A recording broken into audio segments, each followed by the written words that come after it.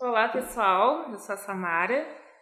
Eu vim falar para vocês um pouco sobre São Maximiliano Maria Kolbe, né? Um santo muito significativo e muito importante para os nossos tempos.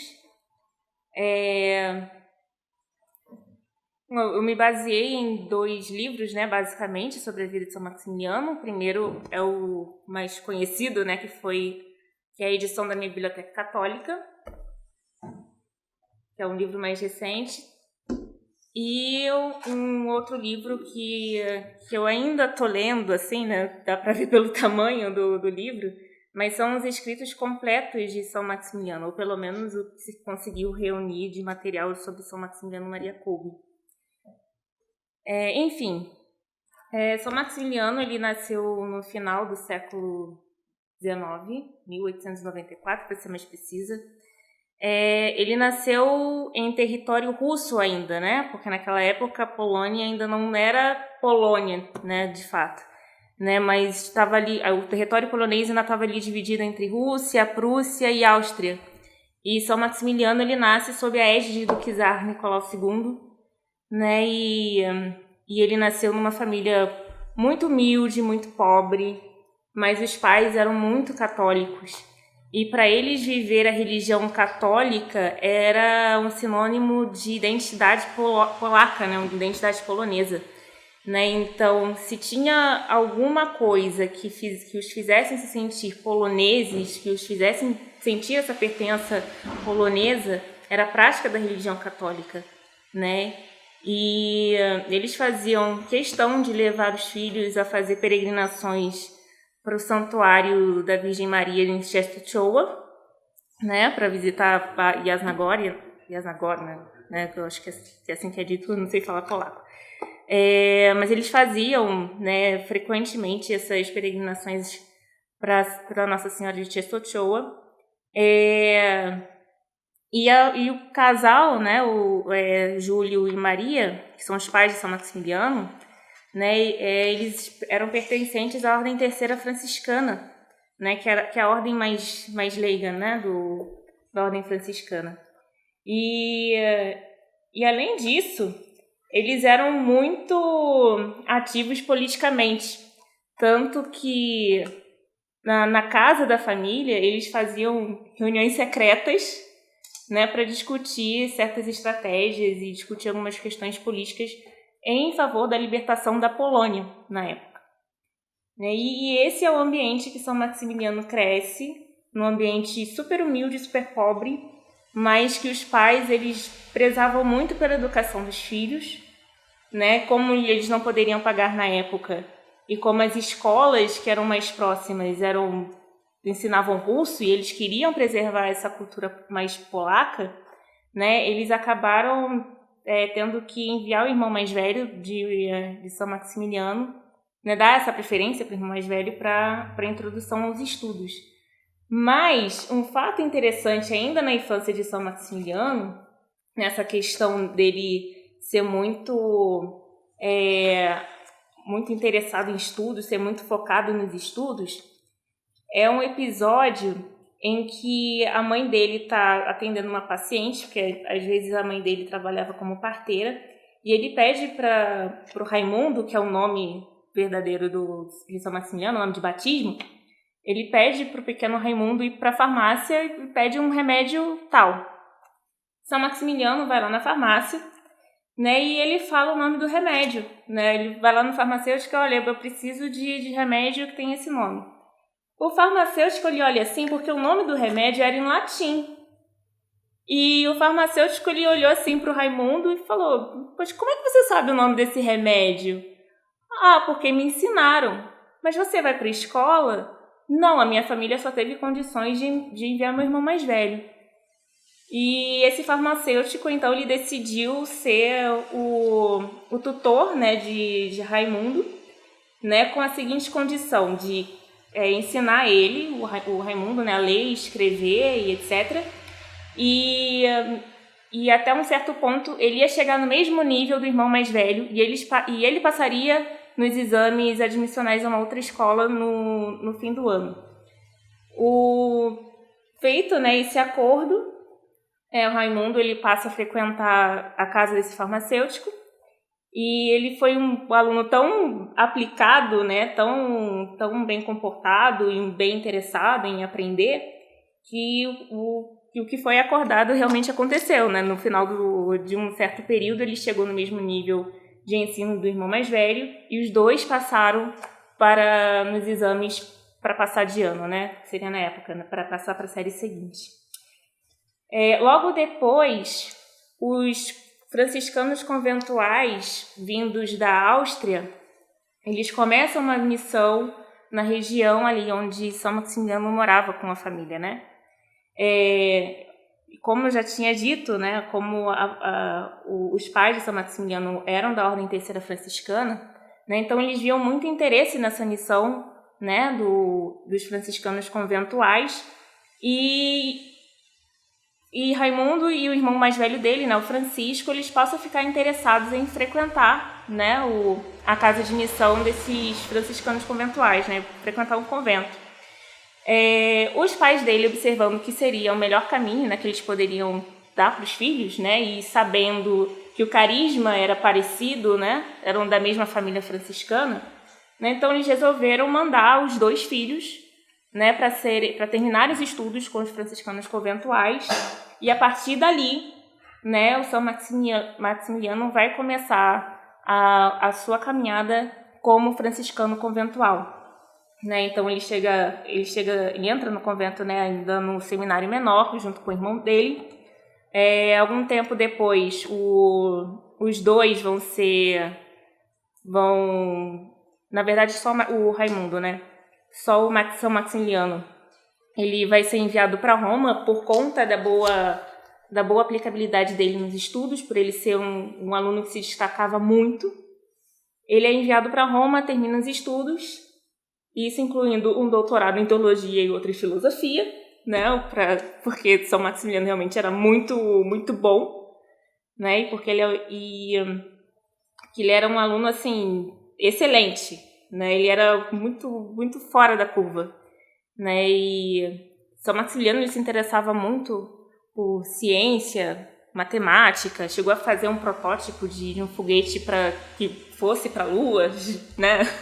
São Maximiliano era muito fora da casinha, né? Dizendo assim em termos mais populares assim. Mas ele era extremamente inteligente, ele era muito inteligente, né? Ele chegava a discutir com os professores, alguns professores chamavam ele de chato, né? Viam São Maximiliano ali, lá vem aquela pessoa, vai fazer aquela pergunta de novo, vai encher de perguntas para ter que responder. Mas São Maximiliano, ele se esforçava porque ele queria saber profundamente de toda a questão que era discutida, né? E porque também mais tarde ele precisaria de todo esse conhecimento, né?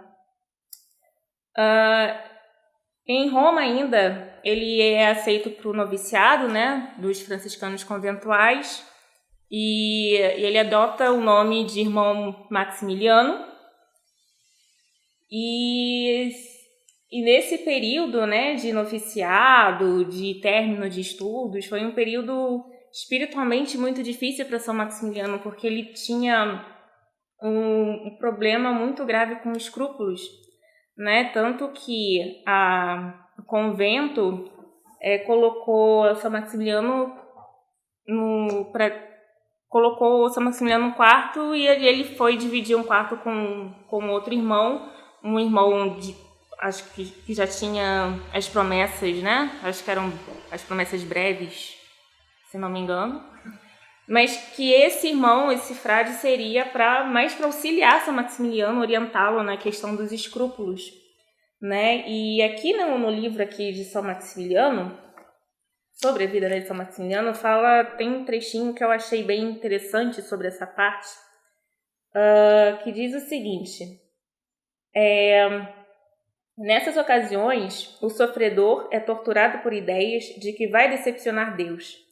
Perde-se em pensamentos sobre a possível culpabilidade de seus atos mais inocentes e refletidos, e aumenta desproporcionalmente seus pecados reais, mesmo que sejam insignificantes. A cura tradicional para os escrúpulos é abrir-se por completo com outra pessoa e obedecer cegamente seus conselhos. Foi dito a Maximiliano que confiasse imediatamente a Bronislaw, que é o padre, né, que dividiu esse quarto com Maximiliano e orientou nesse sentido.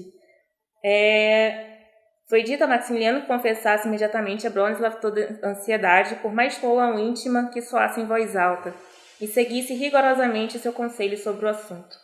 O remédio foi totalmente eficaz. O efeito secundário da luta interior foi Maximiliano ter, pelo resto da vida, discernimento especial do problema e profunda empatia por suas vítimas, combinação que quase sempre levava à cura. São Maximiliano, nesse sentido, especialmente nessa questão da empatia, ele realmente é uma empatia no sentido de se compadecer mesmo por aquela pessoa que sofre. Né? Tanto que nessa época que ele estava estudando em Roma, que ele andava assim pela rua, né, com os colegas dele, que também eram franciscanos e faziam parte do clero, e sempre tinha alguma situação em que eles passavam pela rua e tinha um grupo que zombava da igreja, ou que falava de Nossa Senhora, né, e São Maximiliano ele ficava profundamente triste por aquela ocasião que estava acontecendo, pelo que era dito, mas muito mais doído ainda pelas pessoas que diziam aquilo. Ele sentia realmente muita pena dessas pessoas. Né? Em alguns momentos ele ouvia assim, alguma blasfêmia, alguma heresia que era dito assim. Ele chegava para esse grupo de pessoas e começava a conversar. Mas por que vocês estão fazendo isso? Vocês sabem o que vocês estão falando? Né? E a partir dele ele começava a exortar essas pessoas, né? Mas de uma forma muito caridosa, porque São Maximiliano ele não era uma pessoa impulsiva. Né? Ele era melancólico, isso é fato. Ele observava toda aquela situação, analisava o que estava acontecendo e muitas vezes ele não reclamava, mas diante de uma certa situação ele procurava entender o que estava acontecendo. Né? E isso futuramente vai atrair muitas pessoas a São Maximiliano, né? E vai chegar um ponto em que ele vai ter a necessidade de fundar a cidade de Maria, né, o Dniepokala, como é conhecido. E um fato que eu esqueci de contar, ainda sobre a infância de São Maximiliano, é uma visão que ele teve de Nossa Senhora, né? Ele brincou tarde, né, na rua, né, com os amiguinhos dele, e ele demorou para voltar para casa, né? A mãe dele deu uma bronca. E ele falou assim: não sei o que vai ser de você, Raimundo. Essa frase mexeu tanto com o São Maximiliano, mas tanto, que ele foi para a igreja, como era costume, né, da família dele, eles sempre iam à igreja, sempre iam rezar. Ele foi à igreja, começou a rezar, e depois ele volta para casa com uma cara assim de choro, de espanto, assim, e a mãe dele pergunta: mas o que aconteceu? Aí São Maximiliano relata, né, que ele teve uma visão de Nossa Senhora mostrando duas coroas, uma vermelha e uma branca. E Nossa Senhora, nessa visão, pergunta para São Maximiliano se ele quer as duas coroas. Não é segundo o que a mãe dele própria relata, né, sobre essa visão, não tem essa escolha, né, se quer um ou se quer outro.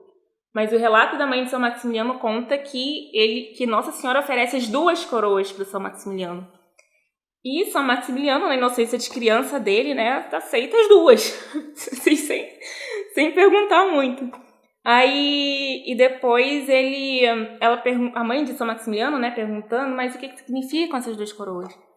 E São Maximiliano fala: a coroa branca é a coroa da pureza e a coroa vermelha é a coroa do martírio, né, que mais para frente, né, especialmente no final da vida de São Maximiliano, isso vai estar bem evidente, né?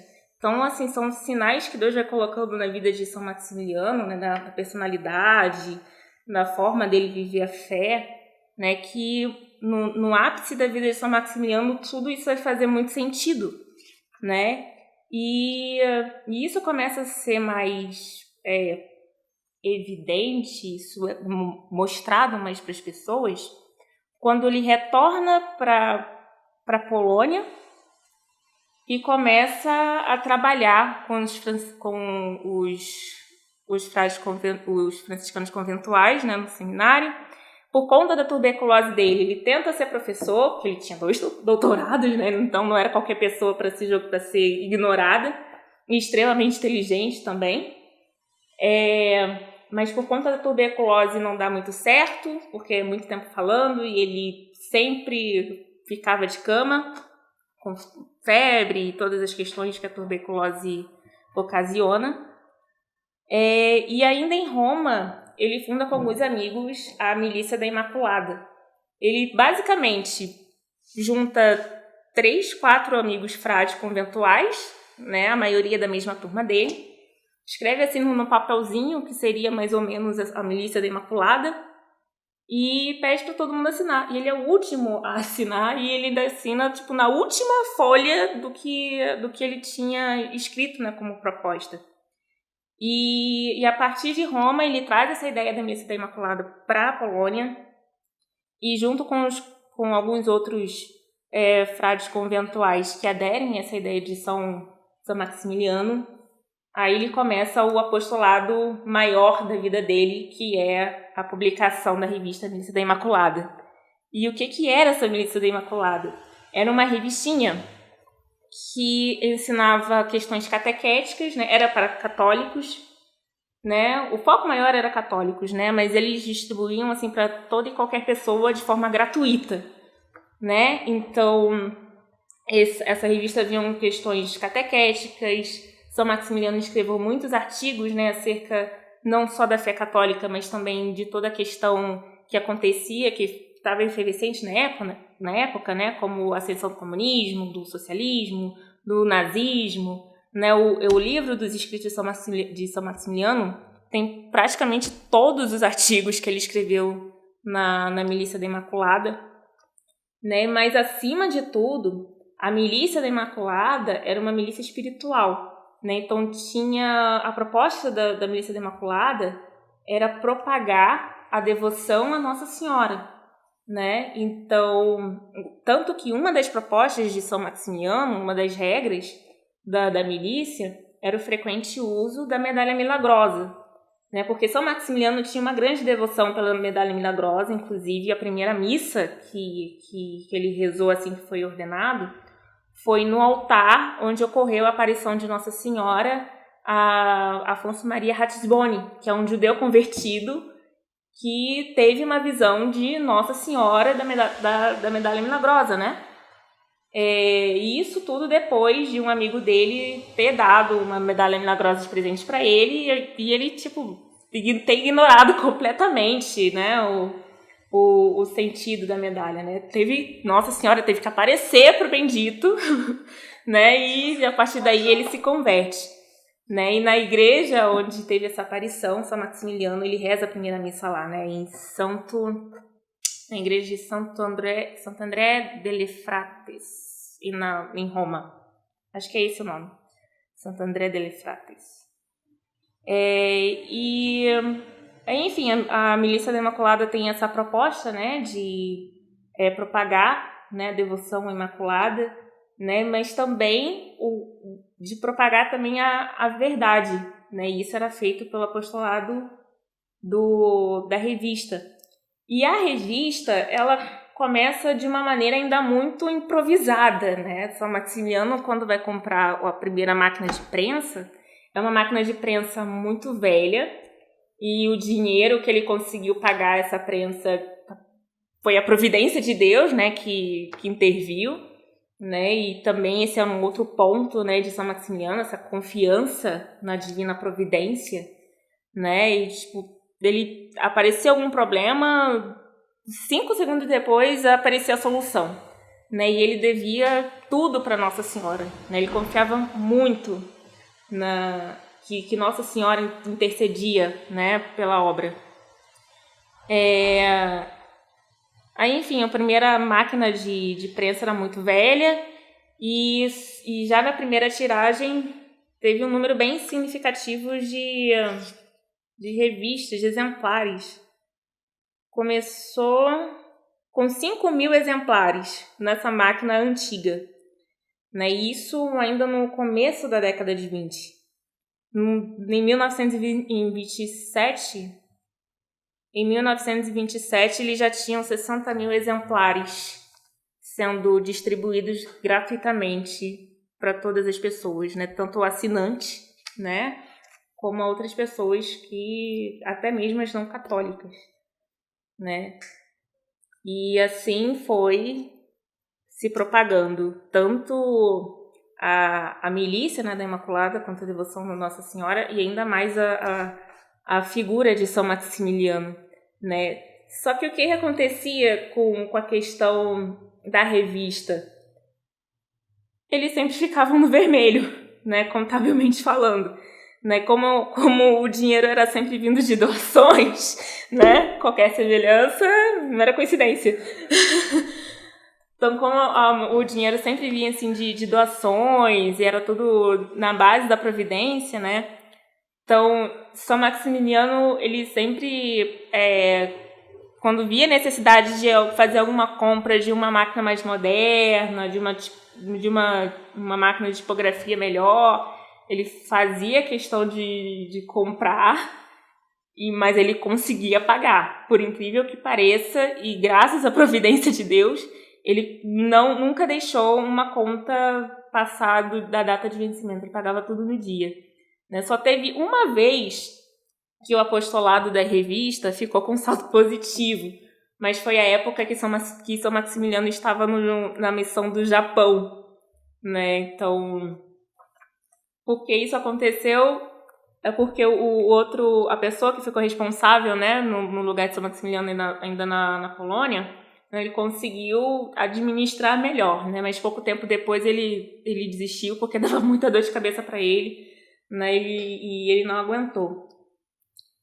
Mas enfim, aí por causa da revista, muitos jovens começaram a bater na porta do convento franciscano conventual, né, a cidade ainda era Grodno, né? Os franciscanos conventuais que São Maximiliano estava estabelecido nessa cidade não era fisicamente grande, né? Era pequeno, e ele ainda conseguiu enfiar um apostolado de revista lá dentro, né? E tudo muito, muito humilde, muito precário ainda. E muitos jovens começaram a aparecer no convento, né, principalmente por conta da difusão da revista da Milícia da Imaculada. E chegou um momento, né, que não tinha mais espaço para acolher tanta gente. E São Maximiliano conseguiu um terreno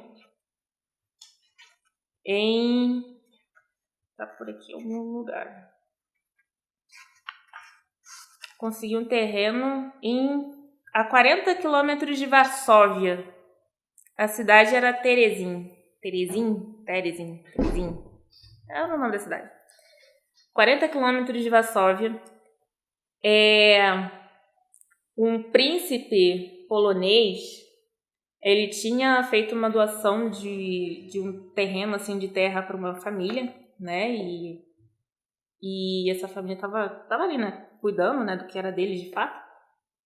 E São Maximiliano, por meio desse príncipe, né, soube, né, desse terreno. Foi São Maximiliano, com mais alguns irmãos do convento, conversar com a família, né, para ver se eles cediam o terreno, possivelmente sem pagar nada. E eles conseguiram o pedaço do terreno que eles pretendiam. A primeira coisa que foi construída nesse terreno foi uma pilastra com uma imagem de Nossa Senhora. E ali começa a cidade de Maria, a Nipokalanov.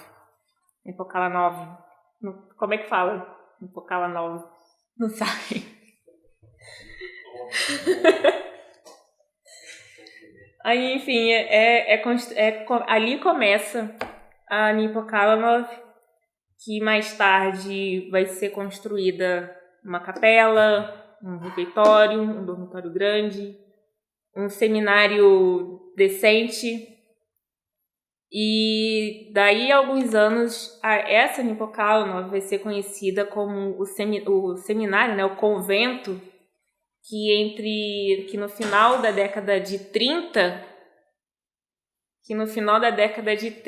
será o convento com o maior convento do mundo nessa época, né, pelo menos na Europa, né, porque era tanta gente que batia na porta do convento, né, por meio da revista da Milícia Imaculada, né, querendo conhecer quem era esse tal de Padre Maximiliano, né, que no final da década de 30, Nipocalanov se tornou o que foi, né, na década de 30.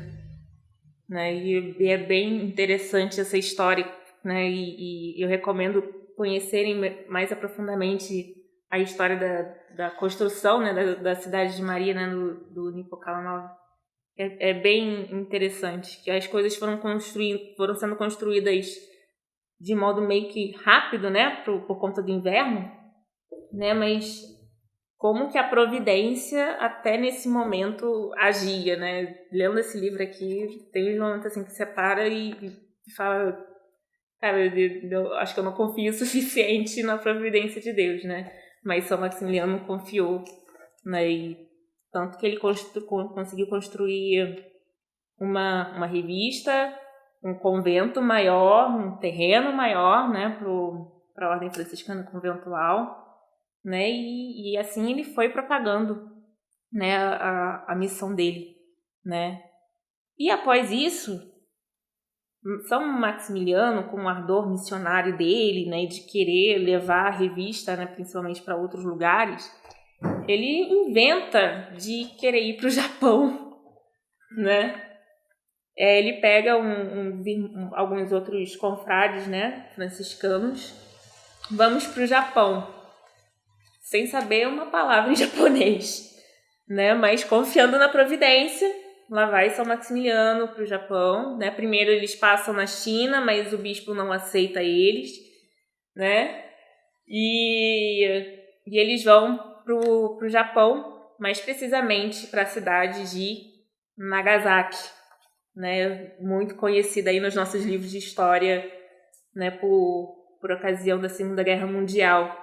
E São Maximiliano se estabelece em Nagasaki, estabelece a missão dele em Nagasaki, começa, sem saber uma palavra de japonês, começa a trabalhar na revista da Milícia Imaculada no Japão, em Nagasaki, tem as dificuldades culturais, tem as dificuldades de língua, né? Eles, sendo que foi outro fato extraordinário, né, na vida de São Maximiliano, que ele e os outros confrades, né, do convento aprenderam japonês em um mês, né? Então, assim, eles chegaram no Japão, aprenderam a língua, no mês seguinte eles já estavam publicando 2.000 exemplares da Milícia Imaculada em japonês.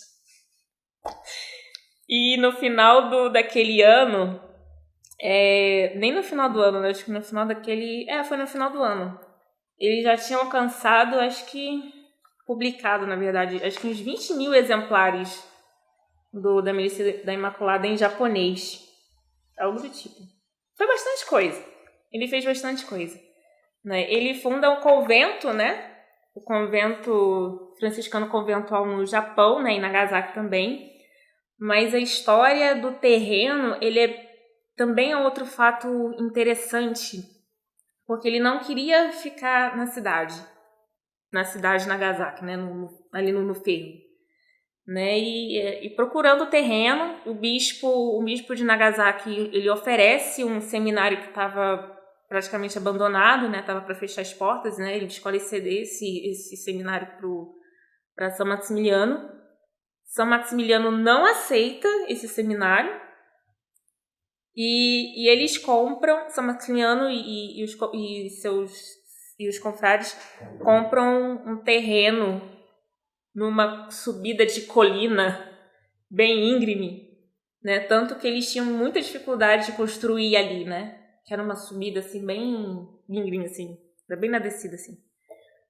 E tiveram tantas outras dificuldades, né, na construção, em imóveis, a tuberculose de São Maximiliano piorou significativamente, ele se negava para ir para o hospital, mas ali ele decidiu ficar.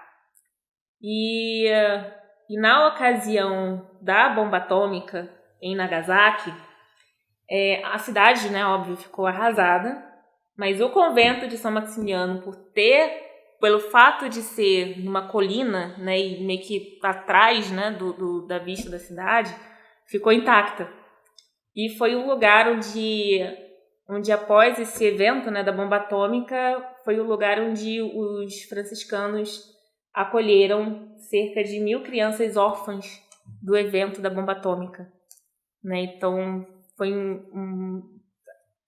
até hoje, assim, as pessoas que estudam a vida de São Maximiliano pensam assim que talvez ele tivesse tido algum aviso de Deus, alguma coisa, uma experiência mística, né, que o avisasse a ficar naquele terreno, né, e não aceitar o seminário oferecido pelo bispo de Nagasaki.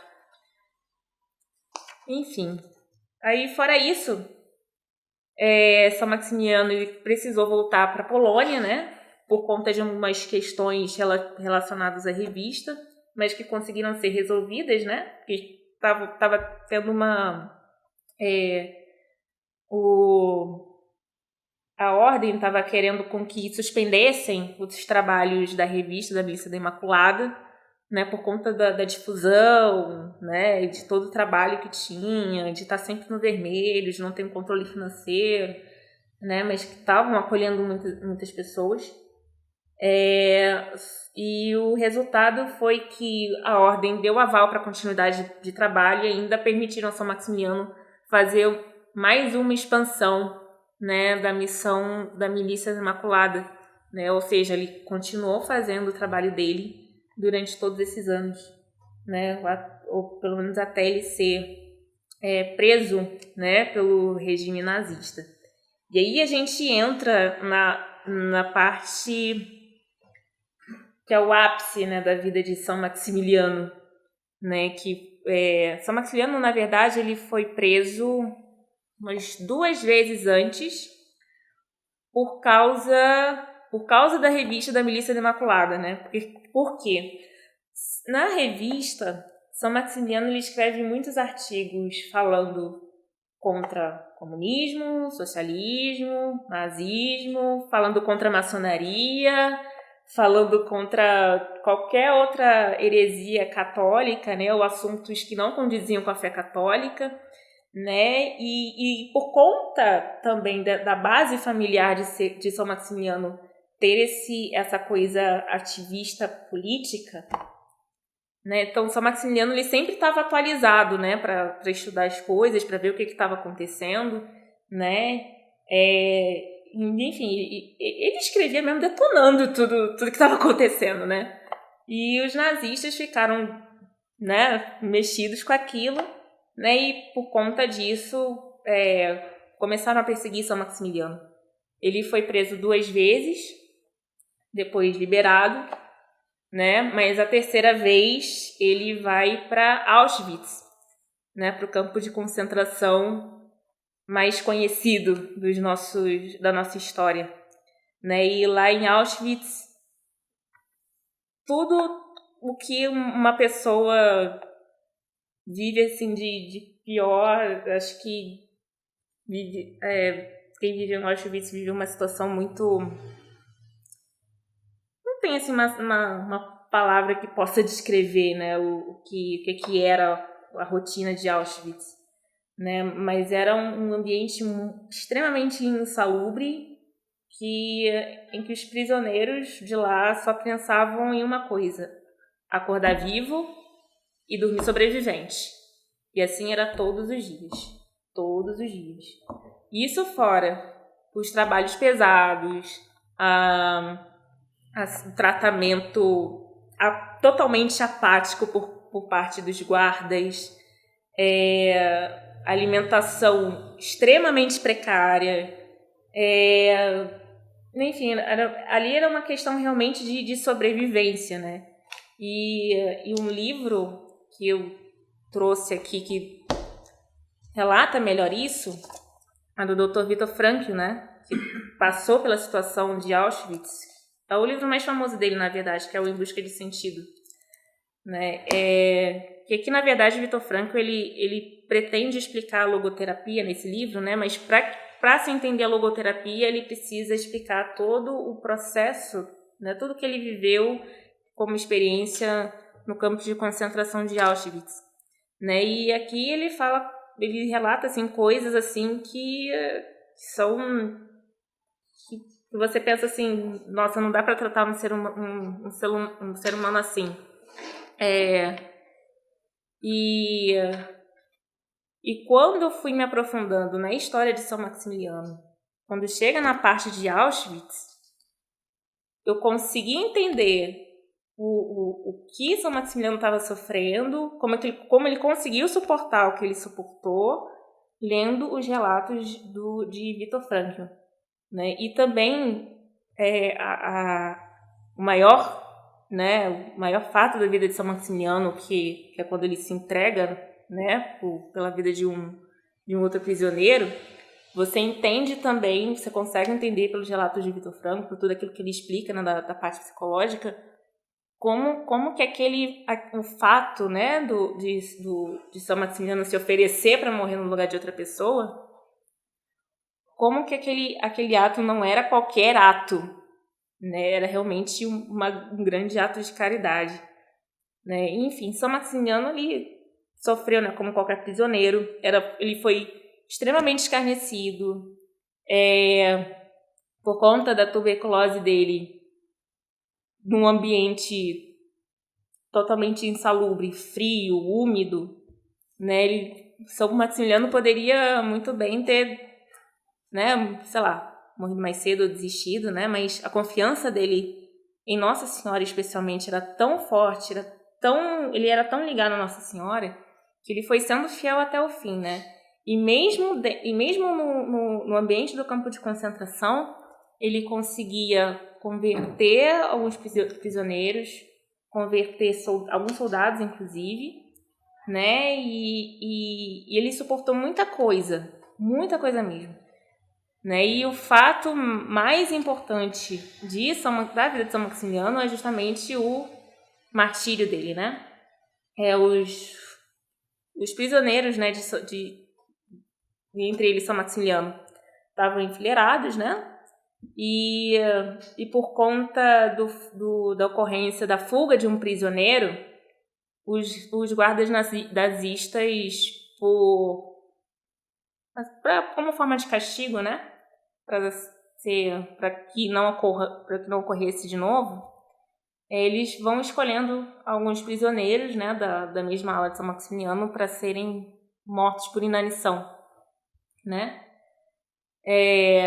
Um desses prisioneiros era um soldado, um médico soldado de guerra que estava prisioneiro junto com São Maximiliano, Franciszek Gajowniczek. Francisco. Vamos chamar de Francisco. Ele era um soldado médico de guerra, prisioneiro em Auschwitz, na mesma ala de São Maximiliano. Na noite anterior, um prisioneiro foge e, para ser dado como exemplo, como castigo, os guardas pegam a ala de São Maximiliano e escolhem as pessoas que eles vão matar por inanição, né? E um desses escolhidos foi o nosso amigo Francisco, né? Francisco, ele fica na hora desesperado, né? Porque ele pensa muito na família naquele momento, né? Mas na família qualquer um pensa naquela situação e tal. Mas na situação de Auschwitz, o Viktor Frankl, ele vai explicar melhor como que era a situação.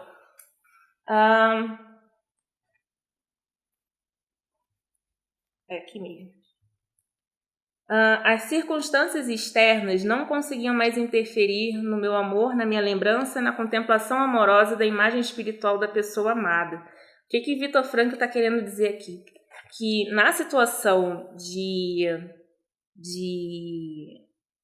de Auschwitz, né?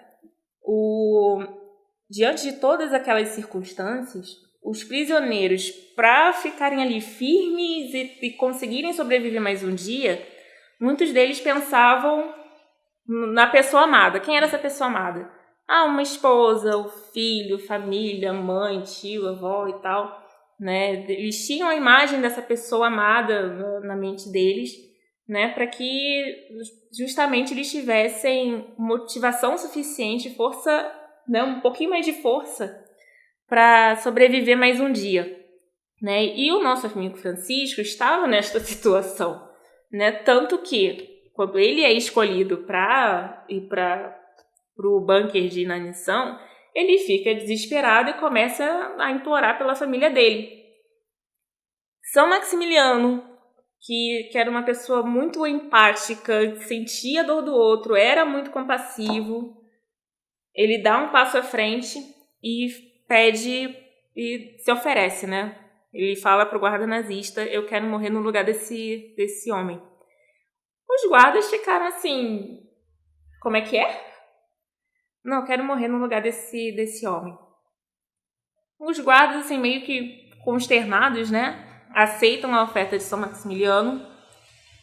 E São Maximiliano, então, é levado com outros prisioneiros para o bunker de inanição. Né? Os companheiros de ala de São Maximiliano fica todo mundo assim, espantado, né? Tipo, esse cara é maluco, né? Como é que ele vai tomar o lugar de alguém para morrer, né? Se o nosso objetivo aqui é sair daqui vivo, né? E fica todo mundo assim, consternado, sem entender nada. O nosso amigo Francisco, então, ao primeiro momento, ele sente uma culpa, né? De deixar que São Maximiliano tomasse o lugar dele para ir para o bunker de inanição, né? Mas acontecem tantas coisas naquele momento, né? Que assim, ali a gente vê que foi a vontade de Deus, né? Porque o que poderia ter acontecido? Só no fato de dar um passo à frente, São Maximiliano poderia ter sido morto ali naquele momento, né? Por um soldado nazista, dependendo também do outro soldado. E poderiam ter ocorrido assim, muitas outras coisas, né? São Maximiliano poderia ter sido espancado severamente, toda a ala poderia ter sido prejudicada também, né? Mas Deus foi tão misericordioso naquele momento, né? Que ninguém soube o que fazer, né? Mas os guardas aceitaram a oferta de São Maximiliano e ele foi para o bunker de inanição com os outros prisioneiros. Mas o que aconteceu naquele bunker, mais especificamente? São Maximiliano, ele botou todo mundo para rezar naquele bunker.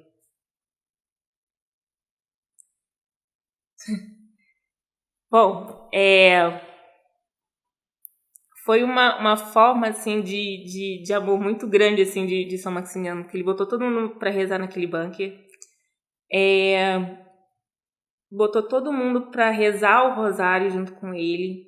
Os soldados passavam pela porta do bunker e só ouviam os soldados rezando o rosário, rezando Ave Maria, Maria, Ave Maria, Ave Maria, Ave Maria, isso sem parar. E São Maximiliano, como ele estava muito acostumado, né, na vida dele a sofrer, a fazer, né, mortificações muito severas, jejuns muito severos, né, e com menos um pulmão, né, por conta da tuberculose, ele estava extremamente resistente ali, né? Então ali a gente vê a força de um santo mesmo, né? E numa situação muito, né?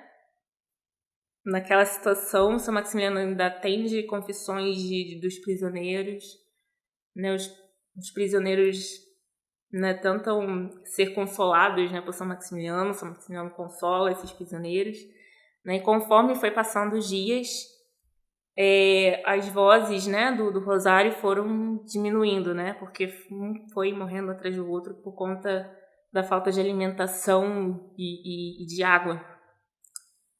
Enfim, São Maximiliano e os outros prisioneiros que morreram com ele ficaram 14 dias, 2 semanas, no bunker. E todo dia os soldados iam conferindo, né, como é que estava, o que estava acontecendo ali, se tinha ainda mais gente viva e tal. No final das contas, no dia próximo do dia 14 de agosto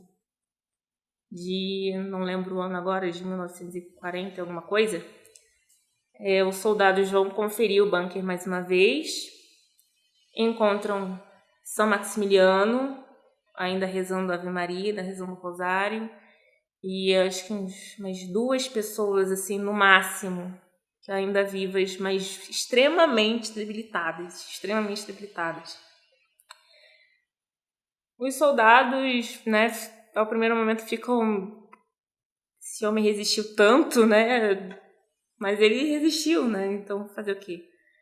E eles chamam um médico para inserir uma substância, que eu esqueci o nome agora, para ser inserida nas veias de São Maximiliano, para que ele, assim, enfim, morresse mais rápido.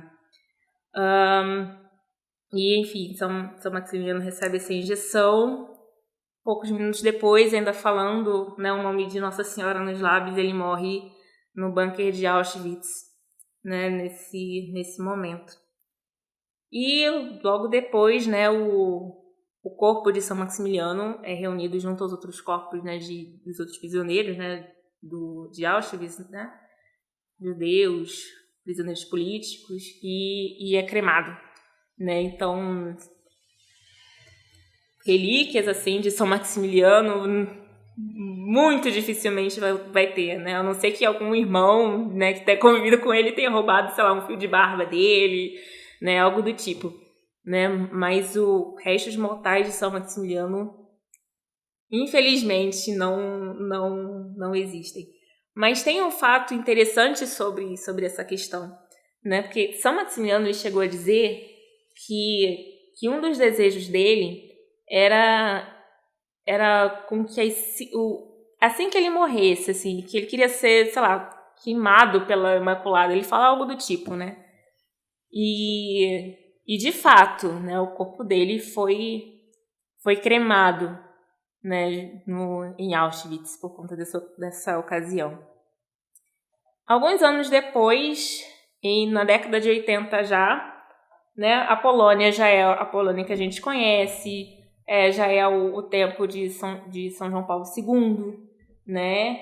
E São João Paulo II, nessa década, né, de 80, canoniza São Maximiliano Maria Kolbe, né? E eu lembro que na homilia, né, de canonização, São João Paulo II ele exalta muito, né, o fato de São Maximiliano ter se oferecido